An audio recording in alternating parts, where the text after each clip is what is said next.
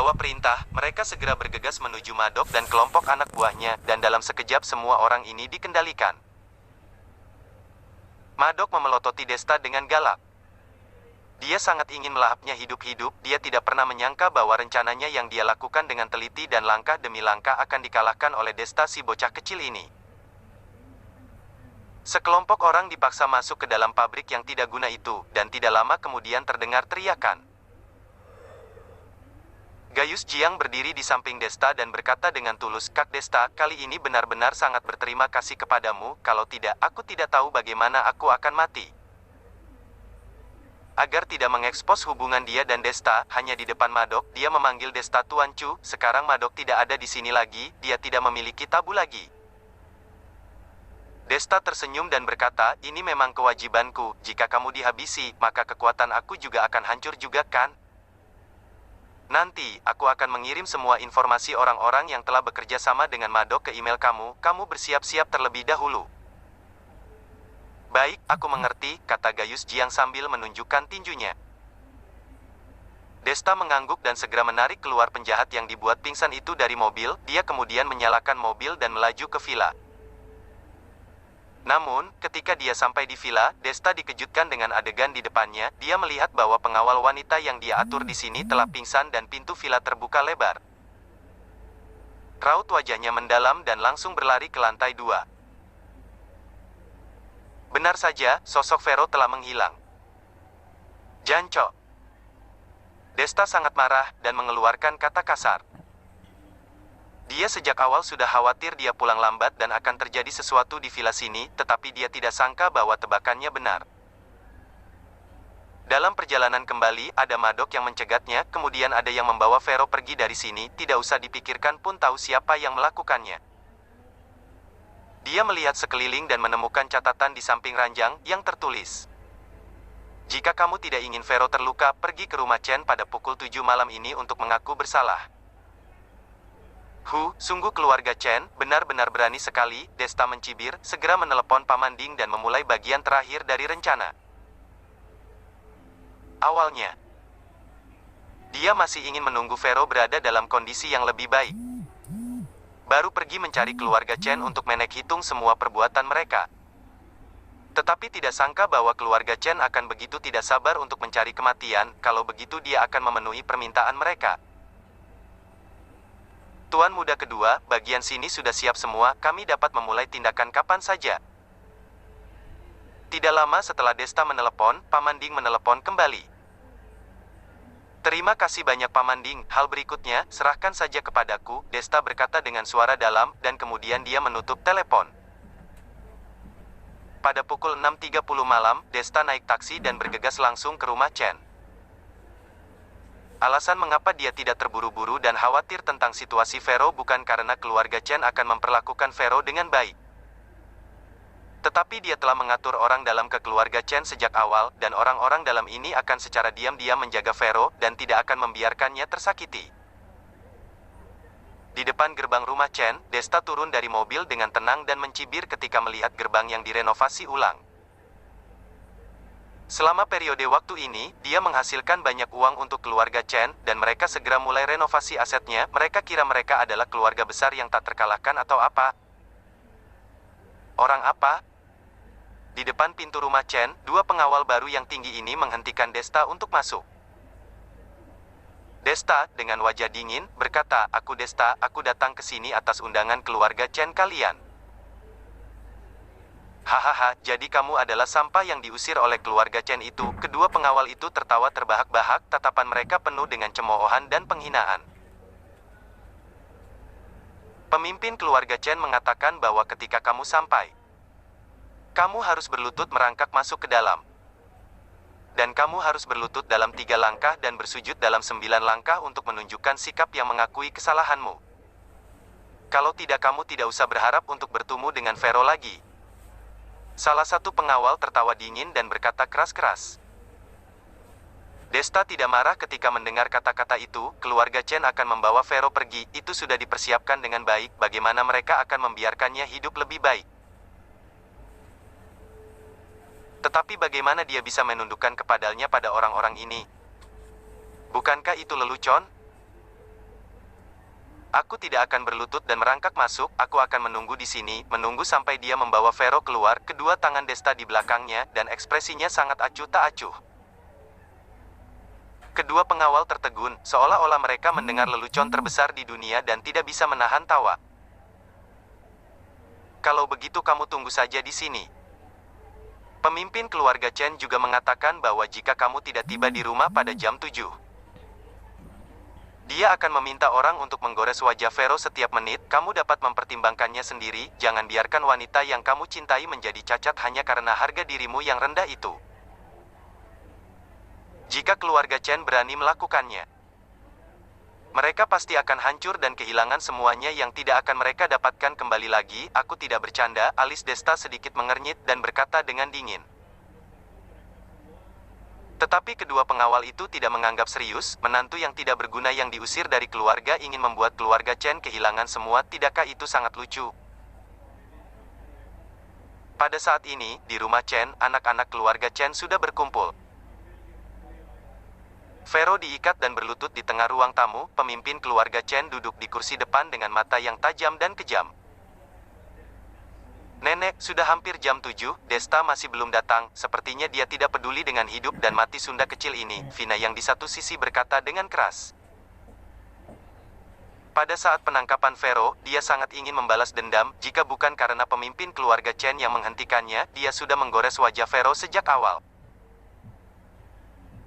Jangan khawatir, Desta telah datang, hanya berdiri di luar pintu. Pengurus rumah tangga telah melaporkan kepadanya hal-hal yang terjadi di luar rumah, termasuk kata-kata yang dikatakan Desta, dan menyampaikan kepadanya dengan lengkap. Jadi pada saat ini, pemimpin keluarga Chen juga sangat marah. Sampah ini telah dibesarkan oleh keluarga Chen selama 3 tahun dan sekarang malah berani mengancam keluarga Chen, ini benar-benar pengkhianat.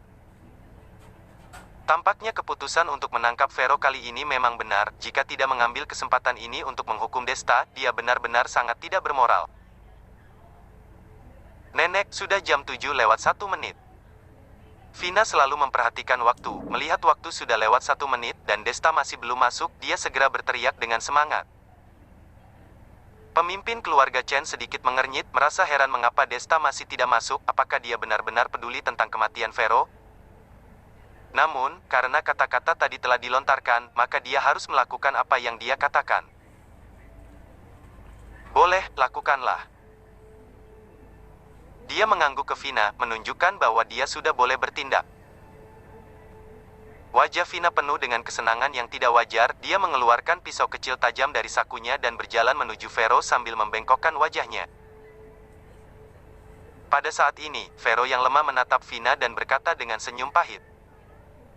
Kakak. Diam. Suara Vina tajam dan melengking. Kamu tidak pantas memanggilku kakak, kamu dan Destasi sampah itu bersama-sama menghancurkanku, sekarang aku akan menghancurkan wajahmu. Kakak. Jika bukan karena kamu menipuku pergi ke gudang. Jika bukan karena kamu ingin Andre memperkosa aku, bagaimana mungkin Desta akan begitu marah dan melakukan hal-hal itu kepadamu, kakak, mengapa kamu masih belum sadar diri? Suara Vero penuh dengan kekecewaan. Begitu kata-kata itu keluar, seluruh aula keluarga Chen tiba-tiba menjadi gempar.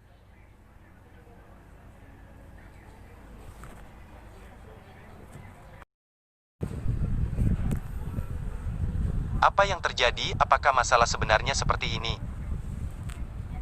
Semua anggota keluarga Chen menatap Vina dengan pandangan terkejut dan mencurigakan.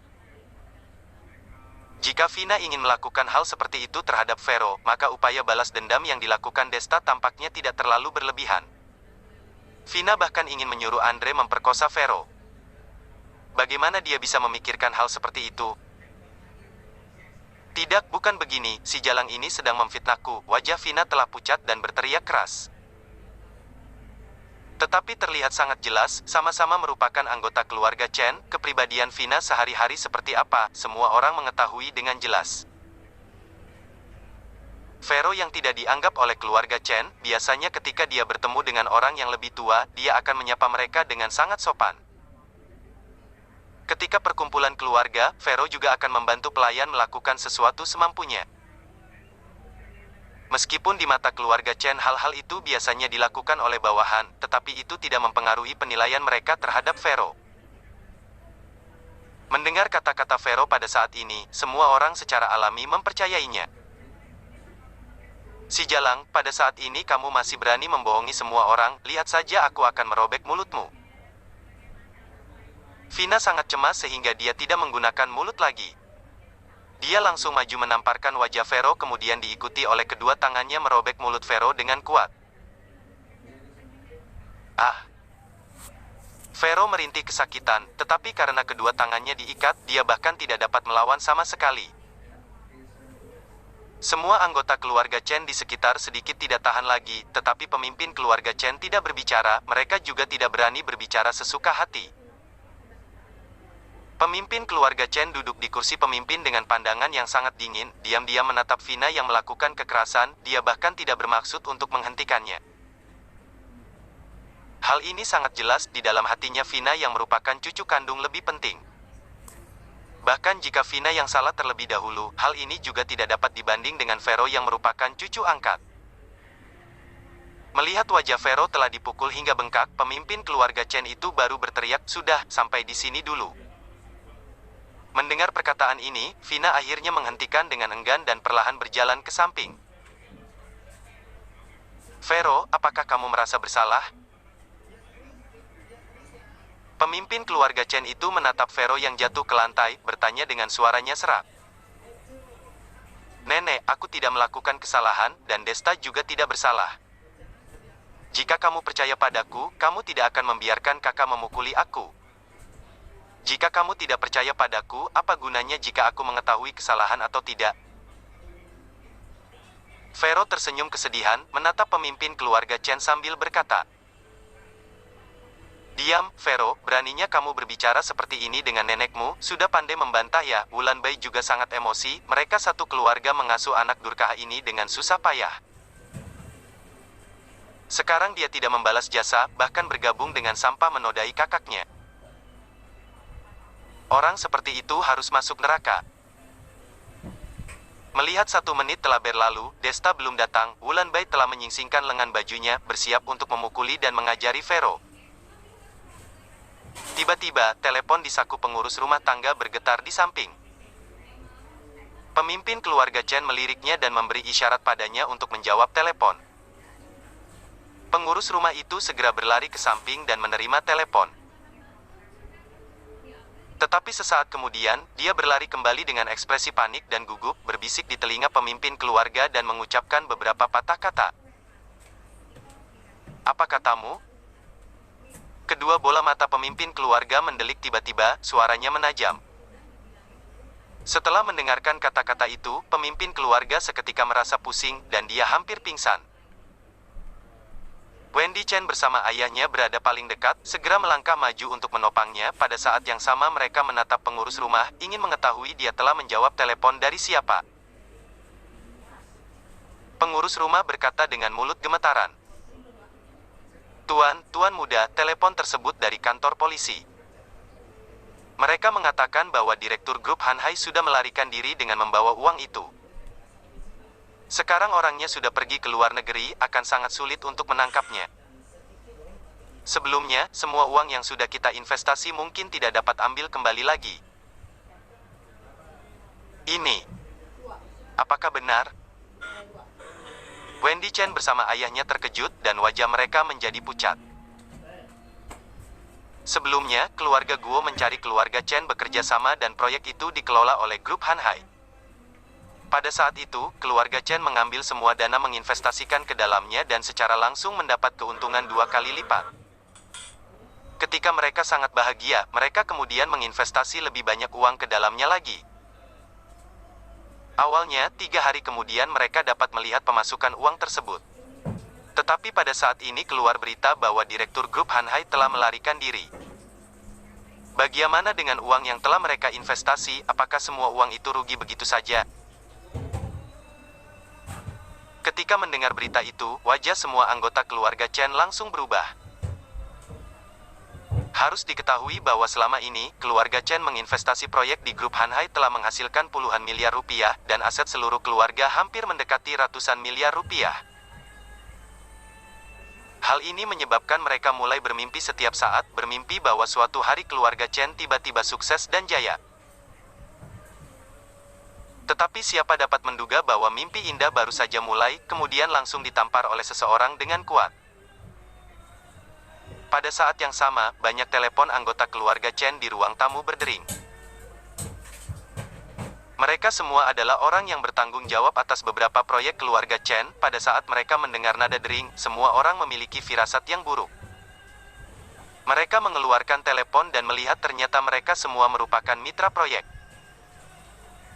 Setelah mereka selesai menjawab telepon, wajah mereka menjadi pucat tidak berdarah. Sudah berakhir, keluarga Chen sepenuhnya berakhir. Seorang anggota keluarga Chen gemetaran hingga langsung duduk di lantai. Dalam panggilan telepon tadi, para mitra itu tampaknya telah mengetahui bahwa semua dana keluarga Chen telah disapu bersih. Mereka semua mengusulkan untuk membatalkan kerjasama, dan sikap mereka sangat keras, tidak ada ruang untuk diskusi lagi. Jika pembatalan kerjasama sepihak perlu membayar denda, bahkan semua denda ditambahkan juga tidak cukup bagi keluarga Chen yang begitu banyak orang untuk biaya sebulan. Apa gunanya?